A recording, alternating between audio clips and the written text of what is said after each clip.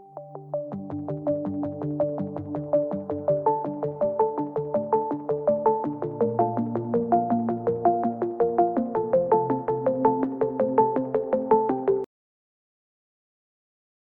नमस्कार मित्रों। Glorious online classes में आपका हार्दिक स्वागत है। राजस्थान ज्योग्राफी के दूसरे चैप्टर में हम आज शुरुआत कर रहे हैं, राजस्थान का स्थिति और विस्तार।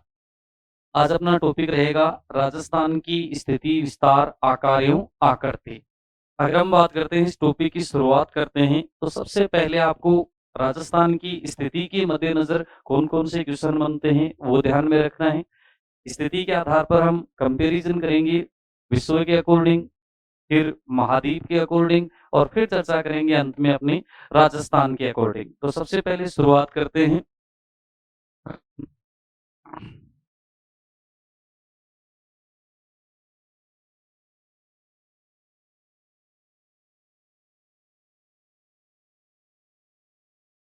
देखिए,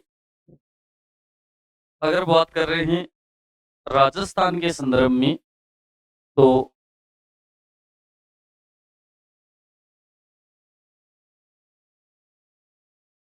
राजस्थान की स्थिति,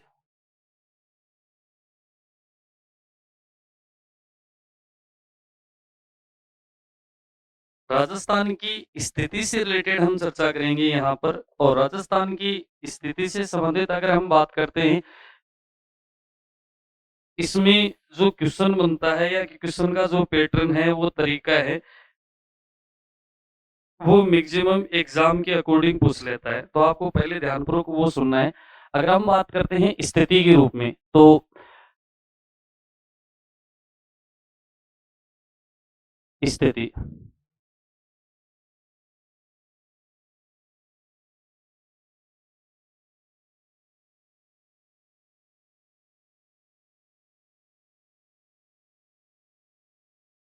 स्थिति इससे क्वेश्चन कौन सा बनता है? स्थिति के रूप में वो 3 प्रकार से आपसे क्वेश्चन बनाएगा। विश्व के संदर्भ में, दूसरा स्थिति के रूप में पूछेगा क्वेश्चन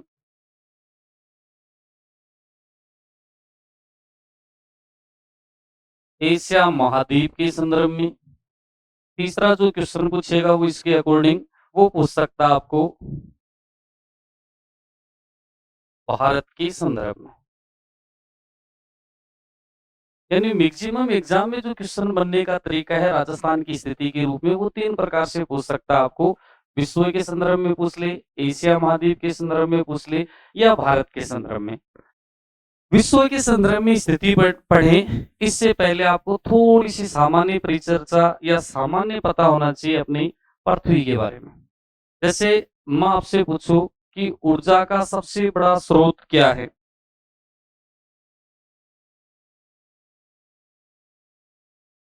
ऊर्जा का सबसे बड़ा स्रोत, तो ऊर्जा का सबसे बड़ा स्रोत जो निकल कर आता है, वो है सूर्य। ऊर्जा का सबसे बड़ा स्रोत है सूर्य। इस सूर्य के चारों ओर विभिन्न प्रकार के जो ग्रह हैं, वो चक्कर लगाते रहते हैं। जैसे बुध ग्रह है, फिर शुक्र है। अगर हम बात करते हैं, इसके बाद में पृथ्वी है, मंगल है, बृहस्पति है। ये विभिन्न प्रकार के ग्रह हैं, वो चक्कर लगाते रहते हैं, उसको सौर मंडल कहते हैं। इसी सौर मंडल में एक ग्रह है अपना पृथ्वी। ध्यान रखना, अगर हम बात करते हैं पृथ्वी से रिलेटेड, तो पृथ्वी के जो घूर्णन की दिशा होती है, पृथ्वी के जो घूमने की दिशा होती है, वो हमेशा होती है पश्चिम से पूर्व की ओर। और पश्चिम से पूर्व की ओर ये जो घूमने की गति है, यानी पृथ्वी 2 प्रकार की गति करती है। एक तो करती है घूर्णन गति और एक करती है परिक्रमण गति। घूर्णन गति है वो अपने अक्ष पर होती है, ये घूमती है पश्चिम से पूर्व की ओर। और अगर आपसे पूछे परिक्रमण गति, तो सूर्य के चारों ओर पृथ्वी का घूमना परिक्रमण गति कहलाता है। इसी प्रक्रिया में हम आगे बढ़ते हैं, इसी गति के संदर्भ में हम आगे बढ़ते हैं, तब मैं आपको बता रहा हूँ। अगर हम बात करते हैं पृथ्वी से रिलेटेड, तो अपनी जो पृथ्वी है, इसका आकार है वो सामान्यतः अपनी भाषा में बोले तो अंडाकार या फिर थोड़ा सा फ्लैट यानी चपटाकार इसका माना जाता है। इस पृथ्वी के संदर्भ में अगर पृथ्वी के बिल्कुल मध्य से पृथ्वी के बिल्कुल मध्य से गुजरने वाली अपनी मारवाड़ी भाषा में ये जो आडी रेखा है, इसे एक नाम देते हैं अक्षांश रेखा।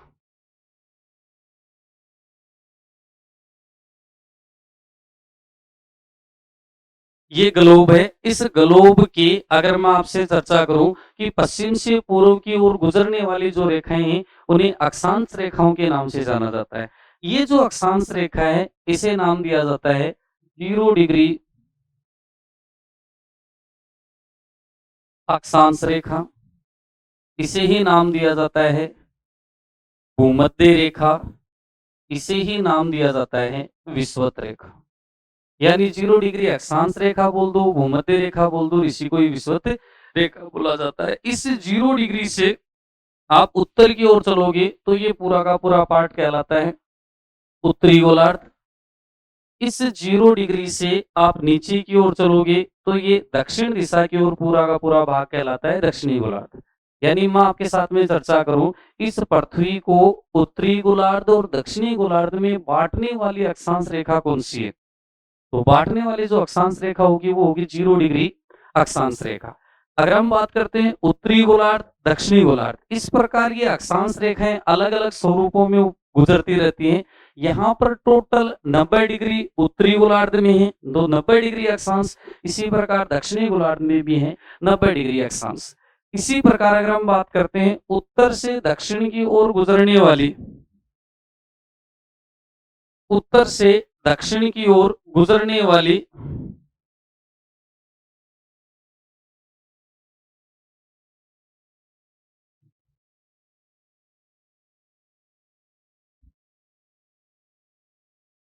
उत्तर से दक्षिण की ओर गुजरने वाली ये जो रेखाएं हैं, ये जो रेखा का स्वरूप है, इसको बोलते हैं 0 डिग्री देशांतर रेखा। इसको 0 डिग्री देशांतर रेखा बोल दो, या इसे ही एक और नाम दिया जाता है विषुवत रेखा। आगे बढ़ते हैं, इसी के स्वरूप में हम आगे चर्चा करते हैं। अब मैं क्या बताना चाह रहा हूं समझना। सबसे पहला जो क्वेश्चन बनता है वो विश्व के संदर्भ में बोल दो या ग्लोब के संदर्भ में। इस ग्लोब के संदर्भ में अपने अगर मैं आपसे पूछूं कि 0 डिग्री अक्षांश से ऊपर वाला भाग, तो ये आ गया उत्तरी गोलार्ध में। इसी प्रकार 0 डिग्री से नीचे वाला ये जो भाग है, ये आ गया दक्षिणी गोलार्ध में। इसी प्रकार 0 डिग्री ये देशांतर रेखा है, ये इधर वाला भाग है, ये तो आ गया पूर्वी गोलार्ध में, और ये आ गया कौन से? पश्चिमी गोलार्ध में। भारत की स्थिति का निर्धारण करें कि भारत कहां पर है, तो भारत की स्थिति लगभग लगभग हम मान लेते हैं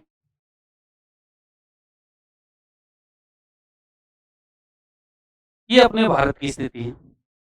अगर मैं आपसे पूछूं विश्व ग्लोब के संदर्भ में भारत कहाँ है, तो अक्षांशों के अनुसार तो अगर आप देखोगे तो ये उत्तर में है, तो उत्तरी गोलार्ध हो गया। देशांतरों के अनुसार देखोगे तो ये पूर्व है, ये पश्चिम है, तो ये हो गया पूर्वी गोलार्ध। इसका मतलब अगर आपसे भारत की स्थिति पूछे तो भारत निकल कर आएगा उत्तर पूर्वी गोलार्ध।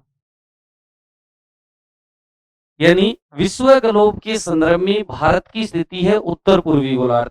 अब इसी को ही जोड़कर अगर यहां पर चर्चा करें, ये वाला भाग, ये यहां पर अपना राज्य राजस्थान है, तो राजस्थान भी इसी गोलार्ध में होगा। इसका मतलब पहला जो क्वेश्चन बनता है, और स्थिति के आधार पर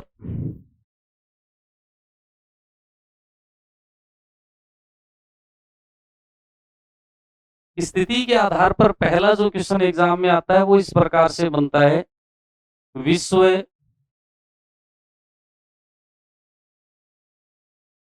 विश्व ग्लोब की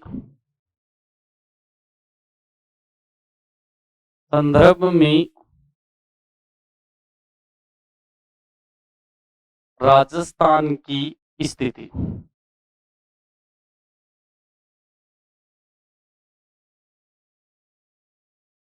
यानी अगला जो क्वेश्चन बना रहा है वो विश्व ग्लोब के संदर्भ में पूछ रहा है राजस्थान की स्थिति।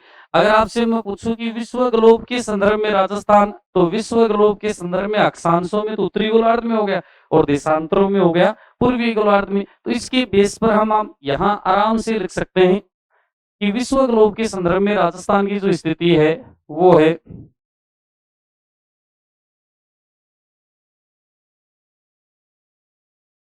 उत्तर पूर्वी गोलार्ध। पहला क्वेश्चन स्थिति का यही बनता है कि विश्व ग्लोब के संदर्भ में राजस्थान कौन सी स्थिति है। डायग्राम से मैंने आपको समझाया है कि राजस्थान की जो स्थिति है वो उत्तर पूर्वी गोलार्ध में स्थित है। अगला दूसरा जो क्वेश्चन बनाएगा वो स्थिति के आधार पर इस प्रकार से पूछेगा,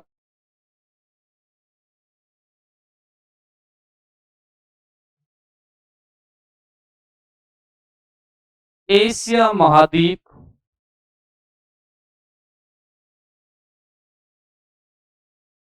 एशिया महाद्वीप के संदर्भ में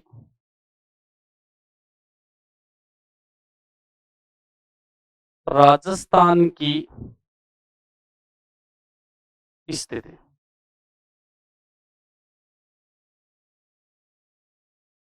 ये जो क्वेश्चन है ये महाद्वीप के संदर्भ में है। अब महाद्वीप के संदर्भ में कैसे समझे, जैसे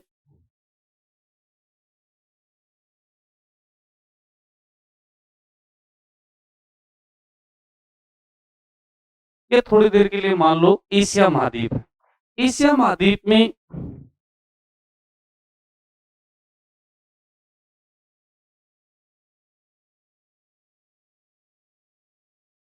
एशिया महाद्वीप में ये जो स्थिति नजर आ रही है नीचे वाली,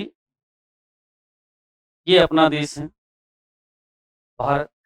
एशिया महाद्वीप के संदर्भ में अगर इसकी स्थिति का निर्धारण करें तो ये दिशा हो गई उत्तर, ये दक्षिण, अगर हम बात करते हैं ये पूर्व, और ये हो गई पश्चिम। यहाँ पर अपने जो राजस्थान की स्थिति है वो यहाँ नजर आ रही है। इसके बेस पर अच्छा क्वेश्चन आता है, तो ये दिशा हो गई दक्षिण और ये दिशा हो गई पश्चिम। यानी एशिया महाद्वीप के संदर्भ में राजस्थान कौन सी दिशा में स्थित है।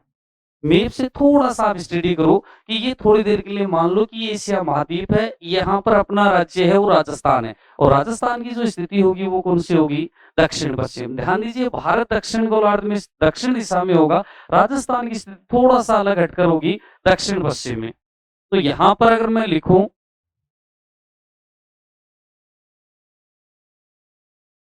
यहाँ पर एशिया महाद्वीप के संदर्भ में राजस्थान की स्थिति, तो वो मैप याद करो और इसमें एक नाम आता है दक्षिण पश्चिम। यानी एशिया महाद्वीप के संदर्भ में राजस्थान की जो स्थिति नजर आती है वो है दक्षिण पश्चिम दिशा। तीसरा जो क्वेश्चन बनता है स्थिति का वो बन सकता है,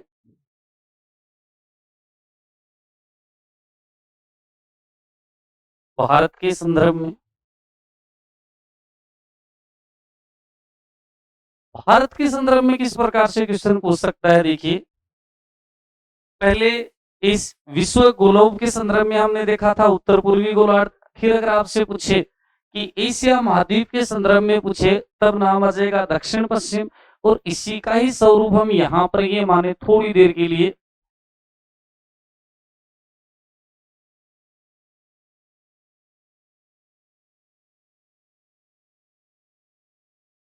इस स्वरूप को हम मान लें ये अपना भारत है। अगर हम बात करते हैं इसके संदर्भ में, तो इसके संदर्भ में ये दिशा हो गई उत्तर, ये दक्षिण, ये पूर्व और ये हो गई पश्चिम। राजस्थान की स्थिति यहाँ है। अगला पूछ रहा है कि भारत के संदर्भ में ये कौन सी दिशा में होगा, तो भारत के संदर्भ में ये दिशा होगी,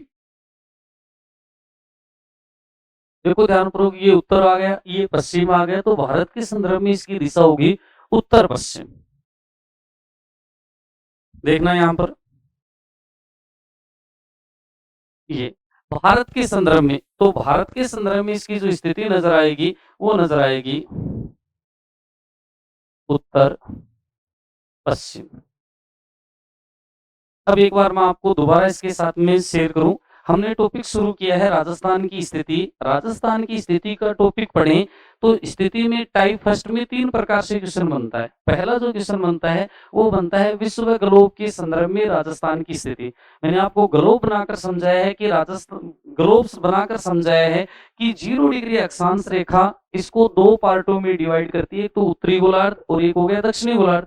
इसी प्रकार अगर मैं आपसे पूछूं कि 0 डिग्री देशांतर रेखा इसको पूर्व और पश्चिमी गोलार्ध में विभाजित करती है, इसके बीच में राजस्थान की स्थिति देखें तो राजस्थान पाया जाता है उत्तर पूर्वी गोलार्ध। इसी स्वरूप में हम आगे बढ़े, एशिया महाद्वीप के संदर्भ में राजस्थान की स्थिति, तो एशिया महाद्वीप के संदर्भ में अपना जो राजस्थान है वो दक्षिण पश्चिम दिशा में स्थित है। इसी प्रकार भारत के संदर्भ में राजस्थान की स्थिति, तो भारत के संदर्भ में अपना जो राजस्थान है वो उत्तर पश्चिम दिशा में स्थित है। यहाँ पर क्वेश्चन बनाने का तरीका ऐसे आएगा कि निम्न में से असंगत है, और असंगत में आपको 4 ऑप्शन मिलेंगे। इसमें आ जाएगा उत्तर पूर्वी गोलार्ध, ऑप्शन में दक्षिण पश्चिम गोलार्ध, ऑप्शन थर्ड में उत्तर पश्चिमी गोलार्ध, और ऑप्शन डी में आ जाएगा उत्तर पूर्वी गोलार्ध। इन 4 में से आपको चूज करना है कि विश्व के संदर्भ में कैसी बात कर रहा है, एशिया महाद्वीप के संदर्भ में किस प्रकार से बात कर रहा है, और भारत के संदर्भ में किस प्रकार से बात कर रहा है। इसी प्रक्रिया में हम आगे बढ़े। देखो,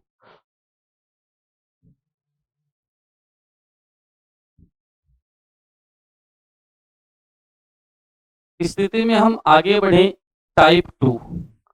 टाइप 2 में स्थिति का जो क्वेश्चन बन सकता है वो 2 स्वरूपों में बना सकता है। या तो आपसे बना सकता है वो सूर्योदय या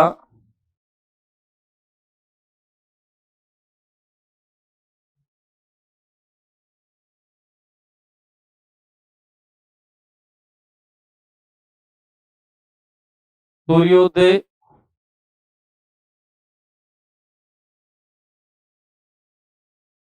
या सूर्यास्त के संदर्भ में, या फिर दूसरा जो क्वेश्चन बन सकता है वो बन सकता है सूर्य की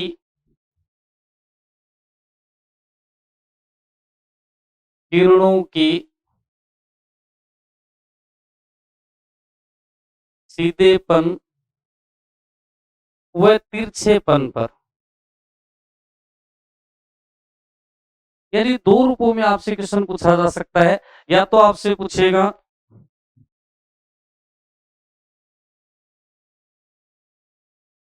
सूर्योदय या सूर्यास्त के संदर्भ में, या दूसरा क्वेश्चन बन सकता है सूर्य की किरणों की सीधेपन और तिरछेपन में। इस प्रकार से क्वेश्चन बनता है। क्वेश्चन का तरीका क्या है, ध्यानपूर्वक सुनना। अगर हम बात करते हैं सूर्योदय और सूर्यास्त, हमें पता है कि पृथ्वी गति करती है पश्चिम से पूर्व की ओर, और पृथ्वी जब एक गति करती है घूर्णन गति, यानी सपोज करना ये सूर्य है, ये पृथ्वी है। अगर ये पृथ्वी गति कर रही है घूर्णन गति, जैसे जैसे ये घूर्णन गति करेगी तो वो भाग जो सूर्य के सामने होगा वहां पर तो होगा दिन, और वो भाग जो सूर्य के पीछे होगा वहां पर होगी रात। यानी दिन रात बनने का कारण सूर्य की होगी घूर्णन, सूर्य पृथ्वी की होगी घूर्णन गति। इसी प्रकार ये पृथ्वी अपने अक्ष पर तो घूम ही रही है, इसके साथ साथ कहते हैं कि ये सूर्य के चारों ओर भी परिक्रमण गति का कार्य करती है। अब परिक्रमण गति करती है, वो परिक्रमण गति दीर्घवृत्ताकार रूप में होती है। यानी ये पृथ्वी घूमती घूमती जैसे ही सूर्य के निकट आएगी वहां पर सूर्य की किरणें हैं वो सीधी गिरेंगी, इसका मतलब ग्रीष्म ऋतु होगी। और जैसे जैसे वो घूमती हुई दूर चली जाएगी तो सूर्य की किरणें तिरछी होंगी, इसका मतलब यहाँ पर जो ऋतु होगी वो होगी शीत ऋतु। यानी ग्रीष्म ऋतु और शीत ऋतु बनने का कारण है, तो ये तो हो जाएगी ऋतु परिवर्तन, ये तो हो जाएगी परिक्रमण गति, और दिन रात बनने का कारण है तब नाम आ जाएगी घूर्णन गति। अब मैं यहाँ पर ये समझाने का प्रयास कर रहा हूँ कि राजस्थान के संदर्भ में जब आप इनको देखोगे तो राजस्थान के संदर्भ में सूर्योदय और सूर्यास्त देखना एक बार।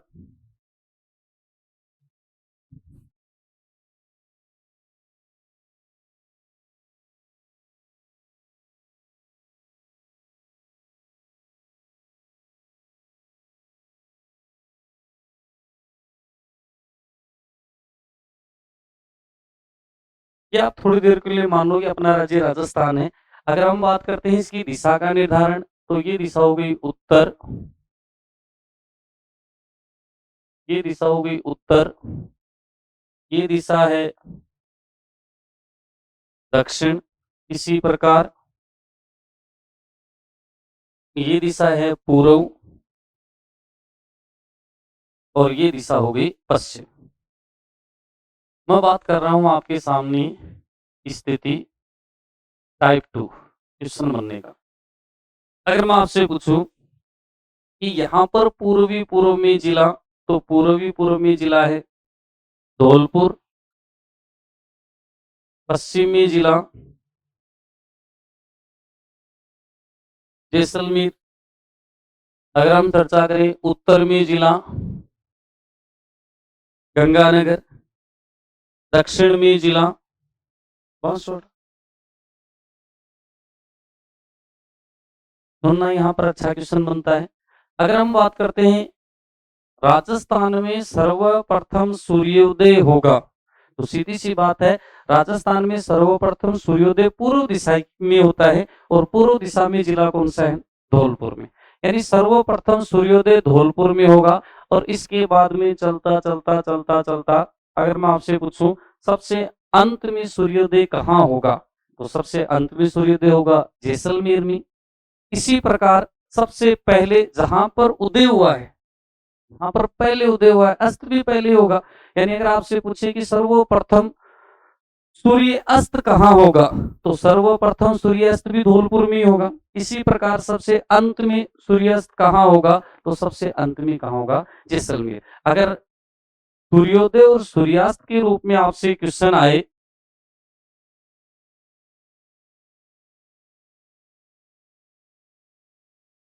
सर्वप्रथम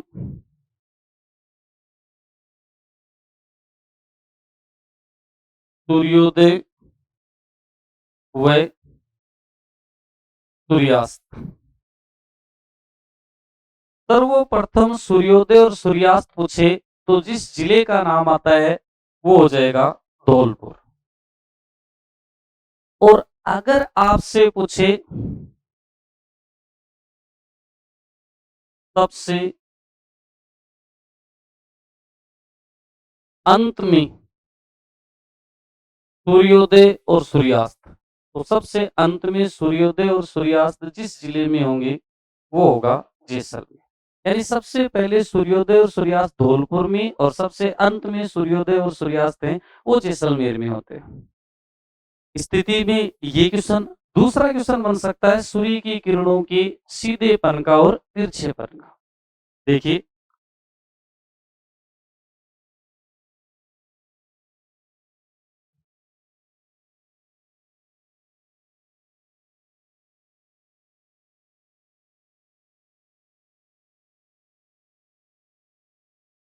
दूसरा जो क्वेश्चन बनाने का तरीका है या इसमें पूछने का जो तरीका बन सकता है वो इस रूप में बनता है।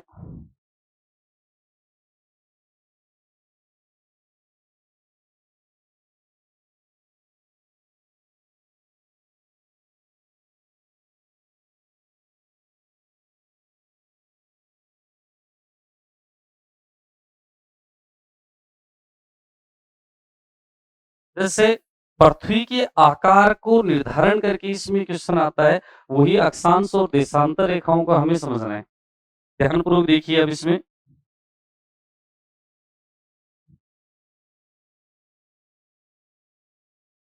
ये पृथ्वी की शेप हमने मान ली सप्ताकार, अंडाकार शेप मान सकते हैं।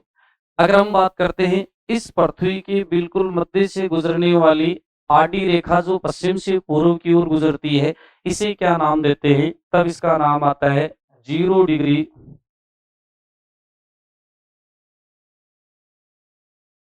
भूमध्य रेखा। इसे ही नाम दिया जाता है 0 डिग्री विषुवत रेखा। इसे ही नाम देते हैं 0 डिग्री अक्षांश रेखा। इस 0 डिग्री से आप उत्तर की ओर चलते हो तो उत्तरी गोलार्ध में 23.5 डिग्री जो रेखा गुजरती है इसे नाम देते हैं कर्क रेखा।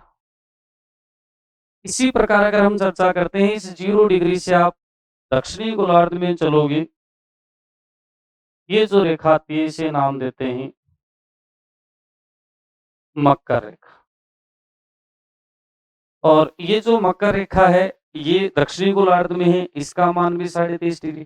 फिर और रेखाएँ हैं, 66.5 डिग्री उत्तरी गोलार्ध में गुजरती है, 66.5 डिग्री दक्षिणी गोलार्ध में गुजरती है, फिर उत्तरी ध्रुव रेखा, दक्षिणी ध्रुव रेखा। लेकिन यहाँ पर हमें सूर्य किरणों का सीधापन और तिरछेपन का पता करना है। देखो, अगर मैं बात करूँ, थोड़ी देर पहले मैंने क्या बताया कि दिन-रात बनने का कारण सूर्य पृथ्वी की घूर्णन गति को माना जाता है। इस घूर्णन गति के प्रभाव से ही यहाँ पर यानी उत्तरी गोलार्ध में 21 जून के दिन, इस 21 जून के दिन सूर्य की किरणें सीधी गिरती है। अब जहां पर सूर्य की किरणें सीधी गिरेंगी, उसमें 2 कंडीशन बनती हैं, दिन और रात। जहां पर सूर्य की किरणें सीधी गिरेंगी, उस जगह दिन होगा बड़ा और रात क्या हो जाएंगी, छोटे। इसके विपरीत मकर रेखा पर इससे उल्टा प्रभाव होता है 21 जून के दिन। 21 जून के दिन मकर रेखा पर आपको दिन तो मिलेंगे छोटे और रात क्या होगी, बड़ी। इसके बाद में ये सूर्य है, ये उत्तर से दक्षिणायन होना प्रारंभ होता है और जून के बाद में जुलाई, अगस्त और सितंबर, लगभग हम चर्चा करें 21 सितंबर के दिन इसकी सूर्य की किरणें सीधी गिरती हैं, वो गिरती हैं भूमध्य रेखा पर। यानी थोड़ी देर के लिए मान लें कि सितंबर महीने का जो बीच का समय है, उस दौरान ये सूर्य की किरणें सीधी यहाँ पर गिरती है। यानी हम सिर्फ एक बार इस महीने को माने, यानी सितंबर माह 21 सितंबर के दौरान सूर्य की किरणें सीधी गिरेंगी भूमध्य रेखा पर। अब भूमध्य रेखा पर सीधी गिरेंगी, इसका मतलब इतनी ही अधिक उत्तर है, इतना ही अधिक दक्षिण है, यानी उत्तरी गोलार्ध और दक्षिणी गोलार्ध का मान समान है। इस दौरान पृथ्वी पर दिन और रात की अवधि क्या मानी जाती है, समान मानी जाती है। इसी में ही आगे बढ़े, ये फिर सूर्य और दक्षिणायन होना प्रारंभ होता है और इसके बाद में चलता चलता सितंबर के बाद में आगे बढ़े अक्टूबर, नवंबर और दिसंबर, लगभग बताते हैं 22 दिसंबर के दिन सूर्य की किरणें सीधी गिरती हैं मकर रेखा पर। अब सूर्य की किरणें जब मकर रेखा पर सीधी गिरेंगी, तो उस दौरान ध्यान से सुनना, मकर रेखा पर कंडीशन सीधी गिरने के कारण दिन तो होंगे बड़े और रात क्या हो जाएगी, छोटी। अब ये धीरे धीरे सूर्य है आगे बढ़ता है, उत्तरायण होता है वापिस और उस दौरान 23 मार्च, इस दिन सूर्य की किरणें जो सीधी गिरती है, वो गिरती हैं भूमध्य रेखा पर। इस दौरान दिन और रात की अवधि समान होती है और इसके बाद में ये आगे बढ़ता बढ़ता 21 जून को पुनः कर्क रेखा पर। मेरा कहने का मतलब, भूमध्य रेखा पर सूर्य की किरणें सर्वाधिक सीधी गिरती हैं। फिर यहाँ पर अगर आपसे पूछे कर्क रेखा पर 21 जून को, मकर रेखा पर 22 दिसंबर को, जिस स्थान पर सूर्य की किरणें सीधी गिरेंगी उस स्थान पर दिन बड़े और रात क्या होती है, छोटी होती है, सामान्यतः कंडीशन मानी जाती है। अगर राजस्थान के परिप्रेक्ष्य में देखें तो राजस्थान के दक्षिण से, ये अपना राजस्थान है, इस राजस्थान के दक्षिण से ये जो रेखाएं गुजर रही हैं, ये इसे नाम देते हैं कर्क रेखा। कर्क रेखा पर थोड़ी देर पहले हमने चर्चा की कि सूर्य की किरणें सीधी कब गिरती हैं, 21 जून को। जब 21 जून को इस सूर्य की किरणें यहाँ पर सीधी गिरेंगी, तो सीधी गिरने के कारण इस कर्क रेखा पर सूर्य की किरणें, यानी 21 जून को कर्क रेखा पर गिर रही है, इसका मतलब 21 जून को दिन राजस्थान में सूर्य की किरणें सर्वाधिक सीधी कहाँ गिरेंगी, बांसवाड़ा में। सीधा क्वेश्चन बनता है एग्जाम में, राजस्थान में सूर्य की किरणों का सीधापन सर्वाधिक पाया जाता है, तो ध्यान रखना इसमें सूर्य किरणों का सीधापन पाया जाएगा बांसवाड़ा में। इसके बाद में अगर हम चर्चा करते हैं कि जैसे जैसे आप उत्तर में जाओ या दक्षिण में, राजस्थान के संदर्भ में हम उत्तर में चले जाएंगे तो सूर्य की किरणें क्या होती चली जाएंगी, तिरछी होती चली जाएंगी। मतलब सीधा सा है कि राजस्थान में सूर्य की किरणें अगर आपसे पूछे सर्वाधिक सीधी गिरती हैं बांसवाड़ा में, सर्वाधिक तिरछी गिरती हैं गंगानगर। समझ में आ रहा है? अगर मैं आपके साथ में और चर्चा करूँ, इसका दूसरा जो क्वेश्चन बनाने का तरीका है, वो इस प्रकार से बनता है कि जब हम दक्षिण से, ध्यान से सुनना, जब हम दक्षिण से उत्तर की ओर चलते हैं, तो 2 कंडीशन बनती है। एक तो सूर्य किरणों का सीधापन और दूसरा बनता है सूर्य की किरणों का तिरछा। जब हम दक्षिण से उत्तर की ओर चलेंगे, तो सूर्य की किरणों के सीधेपन में तो क्या आएगी? कमी आएगी। ध्यान से सुनना मेरा शब्द। जब हम दक्षिण से उत्तर की ओर चल रहे हैं, तो सूर्य की किरणों के सीधेपन में कमी होगी। रीज़न सीधा ये है कि यहाँ पर सीधी किरणें हैं, तो जैसे-जैसे आप उत्तर की ओर चलते जाओगे, इस सूर्य की किरणों की सीधेपन में कमी होगी। और सीधेपन में तो कमी हो रही है, जबकि दूसरा देखो, ये इनका जो तिरछापन है, ये इनका सूर्य की किरणों का जो तिरछापन है, वो देखो, यहाँ पर कम तिरछी, जैसे-जैसे आप ऊपर की ओर जाओगे यानी उत्तर दिशा की ओर जाओगे, तो सूर्य किरणों के तिरछेपन में क्या होगी? वृद्धि। अब मैं एक पॉइंट बोल रहा हूँ, ध्यान से सुनना। दक्षिण से उत्तर की ओर जाने पर सूर्य की किरणों के सीधेपन में तो आएगी कमी और तिरछेपन में क्या होगी? वृद्धि होगी। तो इसका सीधा सा कारण है। इसका अपोजिट मैं आपके साथ में बोलूं, अपोजिट का मतलब, जब आप उत्तर से दक्षिण की ओर जाओगे, उल्टा बोल रहा हूं, ध्यान से सुनना।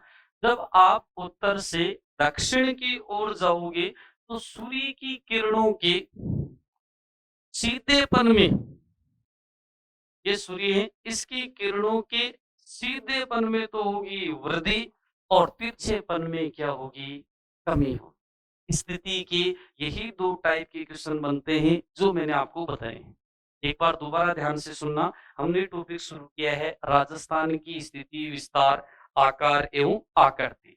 इसी परिप्रेक्ष्य में हमने आगे बढ़े हैं और मैंने आपको बताया है कि स्थिति पर पहला जो क्वेश्चन बनता है, वो बनता है विश्व ग्लोब के संदर्भ में स्थिति।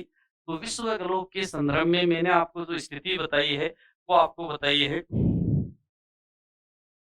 ये देखो, विश्व ग्लोब के संदर्भ में तब ये है उत्तर पूर्वी गोलार्ध, एशिया महाद्वीप के संदर्भ में स्थिति दक्षिण पश्चिम, इसी प्रकार भारत के संदर्भ में स्थिति उत्तर पश्चिम। पर्टिकुलर डायग्राम वगैरह बनाकर मैंने आपको समझाया है। इसके बाद में टाइप टू के जो क्वेश्चन बनते हैं, वो ध्यान से सुनना। ये बन सकता है सूर्यास्त सूर्योदय के संदर्भ में या सूर्य की किरणों की सीधेपन और तिरछेपन में। हमने चर्चा की है कि सूर्यास्त और सूर्योदय सर्वप्रथम धौलपुर में होगा और सबसे अंत में कहाँ होगा? जैसलमेर में। यानी एग्जाम में क्वेश्चन आ जाए राजस्थान में सर्वप्रथम सूर्यास्त कहाँ होगा, तो ध्यान कर लेना, सर्वप्रथम सूर्यास्त वही होगा जहां पर सूर्य उदय हुआ है, यानी जहां पर दिखाई दिया है वहां पर अस्त भी पहले ही होगा। दूसरा परिप्रेक्ष्य में आगे बढ़े, तब हमने इसमें चर्चा की है सूर्य की किरणों की सीधेपन और तिरछेपन में। अब सूर्य की किरणें सीधे कहाँ पर गिरेंगी, तो ये हमने डायग्राम बनाकर समझाया है कि बांसवाड़ा जिले में सर्वाधिक सीधी किरणें गिरती हैं। अब जिस इसके अपोजिट आप उत्तर में चलते जाओगे, तो सूर्य की किरणों की सीधेपन में तो आ जाएगी कमी और तिरछेपन में वृद्धि होगी। बिल्कुल ठीक है। अब इसको मैं एक शब्द के रूप में बोलता हूँ, जो एग्जाम में मैक्सिमम पूछा जाता है, ध्यान रखना। दक्षिण से उत्तर की ओर जाने पर, ध्यानपूर्वक सुनना, दक्षिण से उत्तर की ओर जाने पर सूर्य की किरणों के सीधेपन में तो होगी कमी और तिरछेपन में होगी वृद्धि। इसका अपोजिट उत्तर से दक्षिण की ओर चलने पर, ध्यानपूर्वक सुनना, उत्तर से दक्षिण की ओर चलने पर सूर्य की किरणों के सीधेपन में वृद्धि और तिरछेपन में क्या आती है? कमी आती है। यहाँ पर स्थिति में 2 ही टाइप के मैक्सिमम क्वेश्चन बनते हैं। कई दफा कंडीशन वगैरह यहाँ पर लागू कर देता है और कंडीशन वगैरह लागू करता है, उसके बेस पर जो क्वेश्चन बनते हैं वो देखना कैसे बनते हैं। अगर अगर कंडीशन वगैरह लागू करके पूछे, तो यहाँ पर सूर्य किरणें सीधी गिरती है और सीधी गिरने का मतलब इस क्षेत्र में आपको टेम्परेचर है, तापमान है, ये उच्च मिलेगा। वनस्पति सदाबहार प्रकार की मिलेगी। इसी प्रकार अगर हम चर्चा करते हैं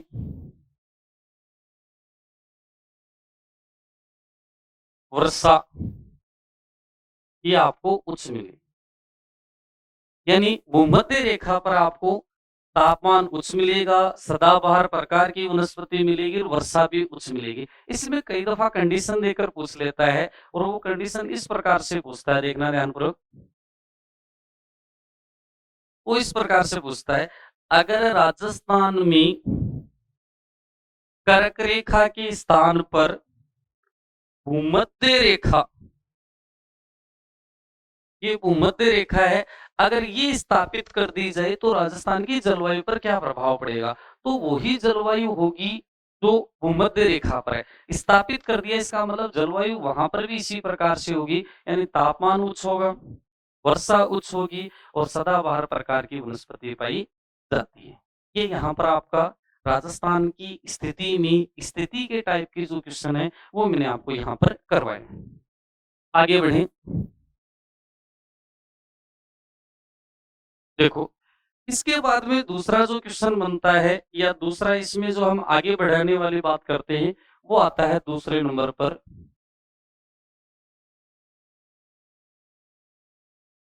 राजस्थान का विस्तार।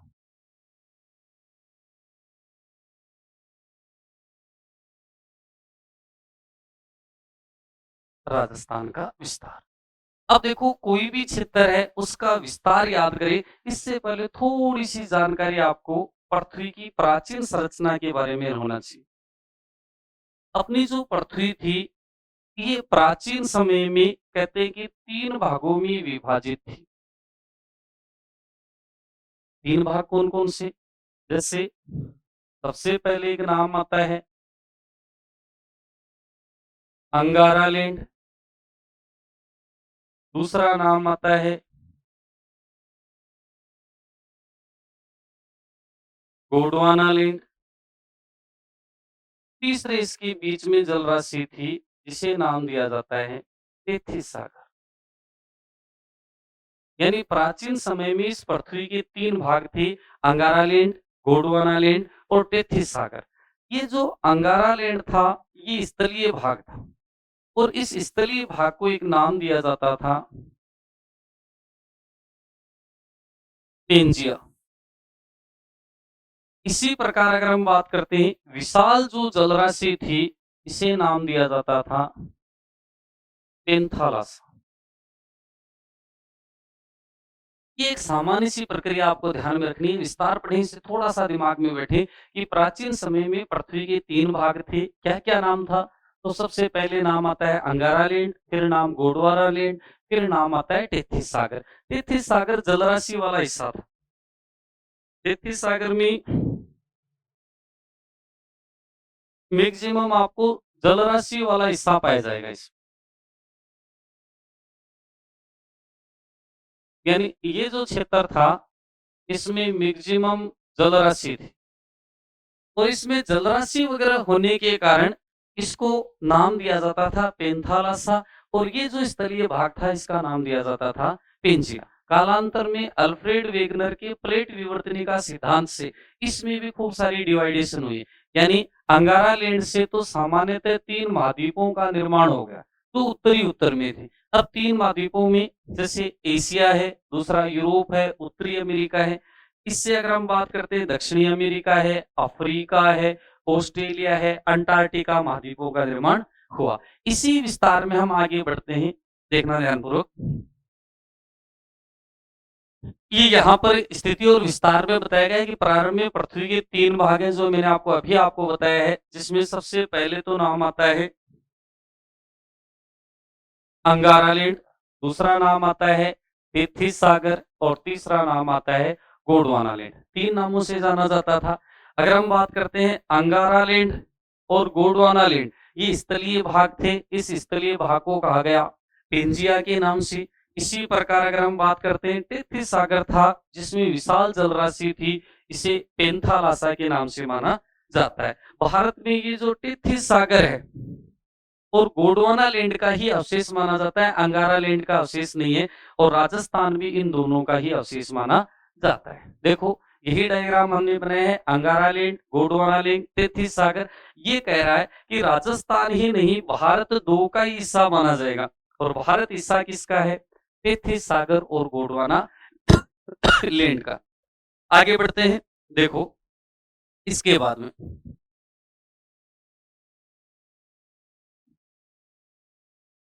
ये डायग्राम है, अंगारा लैंड है, टेथिस सागर है, गोंडवाना लैंड है। अब आपसे मैं चर्चा करूं कि भारत के संदर्भ में मैक्सिमम पर्वत और पठार है वो किसके अवशेष है?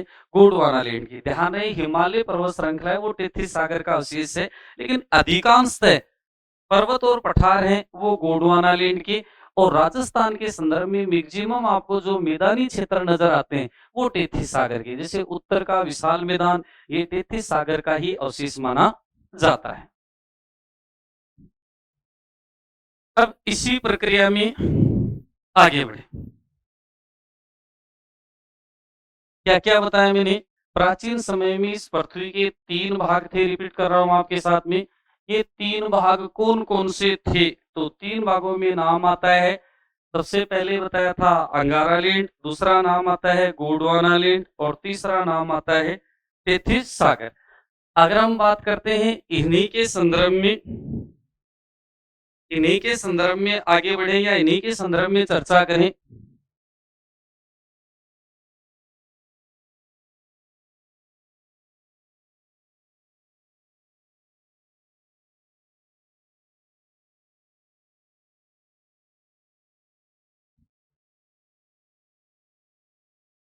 ये थोड़ी देर के लिए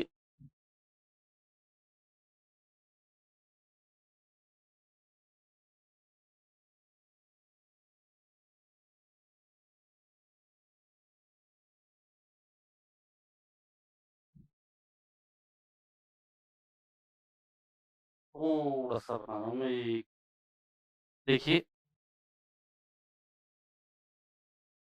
ये थोड़ी देर के लिए मान लो अपना राज्य है राजस्थान। राजस्थान का स्थिति के बाद में दूसरा जो पार्ट हमने शुरू किया है वो है विस्तार। विस्तार का स्वरूप 2 रूपों में है, जिसमें सबसे पहले हम पढ़ रहे हैं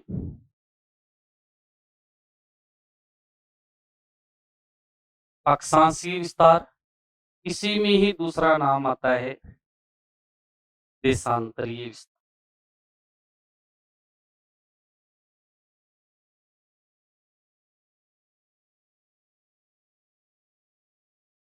देखो अक्षांशीय विस्तार राजस्थान का यहां से प्रारंभ होता है और ये प्रारंभ होता है 23 डिग्री 3 मिनट उत्तरी अक्षांश।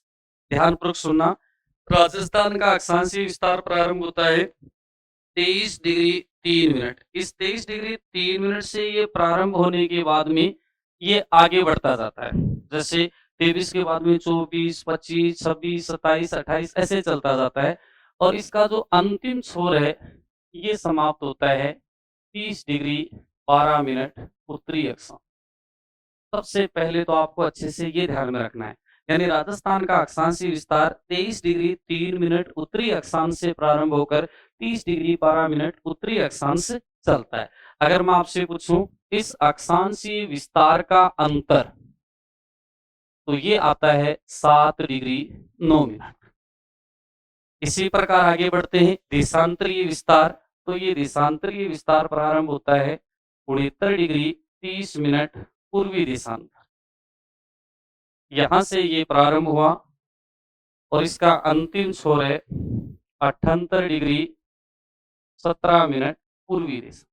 ये आपको याद करना ही पड़ेगा, कुछ भी ज्यादा नहीं है। मेरे साथ रिपीट करूं, 23 डिग्री 3 मिनट से लेकर 30 डिग्री 12 मिनट, 69 डिग्री 30 मिनट से लेकर 78 डिग्री 17 मिनट, 23 3 30 12 69 30 78 17। इसका अंतर है 7 डिग्री 9 मिनट। इसका अंतर अगर हम चर्चा करें तो ये आता है 8 डिग्री 47 मिनट पूर्वी देशांतर, ये उत्तरी अक्षांश। अब ये तो हमने देखा अक्षांशीय और देशांतरीय विस्तार। इसी में ही कई दफा पूछ लेता है कि राजस्थान के उत्तरी उत्तर में जिला कौन सा है, दक्षिण में जिला कौन सा है, पूर्व में जिला कौन सा है और पश्चिम में जिला कौन सा है। तो अगर हम चर्चा करें राजस्थान के सबसे उत्तरी उत्तर में, तो सबसे उत्तरी उत्तर में जिले का जो नाम आता है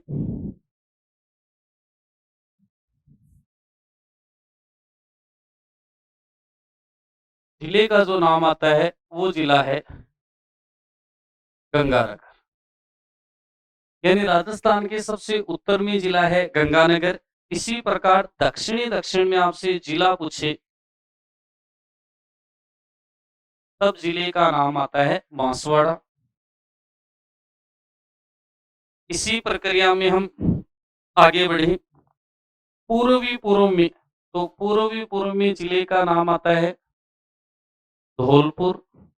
इसी प्रकार पश्चिम में जिला पूछे तो पश्चिम में जो जिला है वो है जैसलमेर। एक बार इनको आप अच्छे से सुनने का प्रयास करना। राजस्थान के उत्तरी उत्तर में जिला गंगानगर, दक्षिण में बांसवाड़ा, पूर्व में धौलपुर और पश्चिम में अगर हम चर्चा करते हैं तो नाम आता है जैसलमेर। इसी प्रक्रिया को आगे बढ़े, इस प्रक्रिया में हम आगे और चर्चा करें। देखिए ध्यानपूर्वक। हाँ, इसके बाद में कई दफा क्या होता है कि जिले के अलावा अंतिम छोर भी पूछ लेता है। तो गंगानगर जिले में इसका अंतिम जो छोर है वो एक गांव का नाम आता है कोणा गांव। इसी प्रक्रिया में हम आगे बढ़े तो ये तो उत्तर का अंत में है। इसी में अगर आप चलोगे तो बांसवाड़ा में सबसे अंत में जो जगह मिलेगी उसका नाम आता है बोरकुंड भी बोलते हैं और इसको बोरखेड़ा भी बोलते हैं। यानी राजस्थान के आपको उत्तरी उत्तर में जिला पूछे तब तो हो गया गंगानगर, गांव पूछे कोणा हो गया। दक्षिण में आपसे जिला पूछे बांसवाड़ा हो गया और अगर आपसे दक्षिण में गांव पूछे बोरकुंड या बोरखेड़ा हो गया। अब इसको आप पूर्व की ओर देखो। अगर हम आपसे पूछे कि पूर्व में जिला, तो पूर्व में जिला हो गया धौलपुर और पूर्व में आपसे गांव पूछे तब नाम आता है सिलाना। आ जाओ आप पश्चिम छोर में। अगर आपसे पश्चिम में जिला पूछे तब तो जैसलमेर और अगर आपसे गांव पूछे तब नाम आता है कटरा। एक बार दोबारा मेरे साथ आप रिवाइज करो। राजस्थान का अक्षांशीय विस्तार कितना है? 23 डिग्री 3 मिनट से लेकर 30 डिग्री 12 मिनट। देशांतरीय विस्तार 69 डिग्री 30 मिनट से लेकर 78 डिग्री 17 मिनट। अक्षांशीय विस्तार का अंतर बताओ 7 डिग्री 9 मिनट। देशांतरीय विस्तार याद करो 8 डिग्री 47 मिनट। उत्तर में जिला गंगानगर, दक्षिण में बांसवाड़ा, पूर्व में धौलपुर, पश्चिम में जैसलमेर, उत्तर में गांव कोणा, दक्षिण में बोरकुंड, पूर्व में सिलोना और पश्चिम में कौन सा आ गया? कटरा। इसका मतलब आप अक्षांशीय, देशांतरीय, उत्तर, दक्षिण, पूर्व, पश्चिम आसानी से बता सकते हो। अगर मैं आपके साथ में चर्चा करूं कि उत्तर से दक्षिण तक का जो भाग है या लंबाई वाला क्षेत्र है, इसको लंबाई कहा जाता है। ये लंबाई है लगभग 826 किलोमीटर। यानी राजस्थान की लंबाई कितनी है? तो राजस्थान की लंबाई तो है 826 किलोमीटर।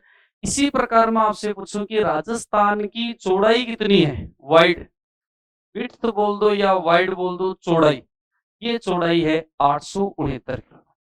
लंबाई तो है 826 और चौड़ाई है 869। इस लंबाई और चौड़ाई के बीच का जो मान है इसको अंतर बोलते हैं और ये लगभग है 43 किलोमीटर।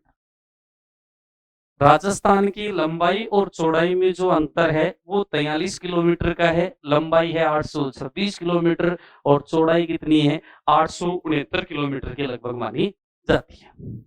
आगे बढ़े। अब एक बार आप इसमें देखो, गंगानगर कोणा गांव, बांसवाड़ा बोरकुंड गांव। अगर यहां पर पूछे ये क्षेत्र मध्यवर्ती, तब जगह का नाम आता है मकराना। इसी प्रकार ये देखो, ये दिशा है दक्षिण, ये दिशा है उत्तर, ये है पश्चिम और ये दिशा है पूर्व। इनकी बीच का विकिरण मैं मिलाऊं यहाँ पर, तो ये दिशा तो हो गई उत्तर पूर्व, ये दिशा हो गई दक्षिण पश्चिम, ये हो गई उत्तर पश्चिम और ये हो गई दक्षिण पूर्व। ये जो विकिरण है इसकी लंबाई तो है 850 किलोमीटर। इसी प्रकार अगर हम चर्चा करते हैं, ये जो विकिरण है इसकी लंबाई है 784। कई दफा कथनों में पूछ लेता है कि राजस्थान की कौन सी विकिरण की लंबाई अधिक है और कौन सी विकिरण की लंबाई कम है। मध्यवर्ती जिला अगर आपसे पूछे तो मध्यवर्ती जिला यहाँ पर जो है वो कौन सा है, नागौर। उत्तर दक्षिण विस्तार, पूर्व पश्चिम विस्तार, उत्तर से लेकर दक्षिण की लंबाई, पूर्व से लेकर पश्चिम की चौड़ाई 869 वो 826, विकिरण एक है 850, दूसरा है 784। मध्यवर्ती जो जिला नजर आता है वो कौन सा है, मध्यवर्ती जिला है नागौर। यहाँ पर मध्यवर्ती संभाग आपसे पूछे अजमेर हो जाएगा। अगर हम बात करते हैं इसके बाद में, इसमें मध्यवर्ती संभाग क्षेत्र के बारे में भी कई दफा पूछ लेता है कि मध्यवर्ती संभाग अपना कौन सा है, अजमेर है। आज हमने पढ़ा क्या है, राजस्थान की स्थिति और विस्तार। विस्तार में मैंने आपको अक्षांशीय विस्तार बताया है और देशांतरीय विस्तार बताया है। अगले चरण में हम चर्चा करेंगे इसी राजस्थान के विस्तार में क्षेत्रफल के संदर्भ में चर्चा होगी, जनसंख्या के संदर्भ में चर्चा होगी और इसके बाद में हम विस्तारित जो स्वरूप पढ़ेंगे वो पढ़ेंगे अंतर्राष्ट्रीय सीमा और अंतर्राज्यीय सीमा। आज के लिए धन्यवाद।